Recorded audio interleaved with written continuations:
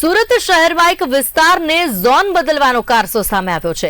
રેઝિડેન્શિયલમાંથી commercial બનાવવા માટે industrial ઝોનમાં ફેરવવાનો કારસો સામે આવ્યો છે।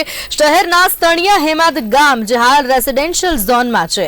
આ રેઝિડેન્શિયલ ઝોનમાં કોટેજ ઇન્ડસ્ટ્રીની પરમિશન આપવામાં આવી છે, પરંતુ કોટેજ ઇન્ડસ્ટ્રીઝની પરમિશન પર હેવી ઇન્ડસ્ટ્રીયલ બાંધકામ કરવામાં આવી રહ્યું છે। આડકતરી રીતે આ રેઝિડેન્શિયલ ઇન્ડસ્ટ્રીને ઝોન ફેરવવામાં આવી રહ્યા છે, ત્યારે રેઝિડેન્શિયલ ઝોનમાં એમ્બ્રોઇડરીના कारखाना बनी रहा है। त्यारे रेजिडेंशियल जोन में कारखाना बनता सवाल उभा थया छे कि कोना आशीर्वादथी आ गैरकायदेसर बांधकाम थई रह्युं छे। एसएमसी ना अधिकारी पण मौन केम सेवी रह्या छे? शुं अधिकारीओनी रहम नजर हेठळ आ बांधकाम चाले छे? गाम लोको छेल्ला 3 वर्षथी विरोध नोंधावी रह्या छे, छतां पण संवेदनशील कहेवाता तंत्रने 3 वर्षथी फरियाद नथी संभळाती। करोड़ोथी मोटुं कौभांड पलपी रह्यानी लोकोने आशंका छे।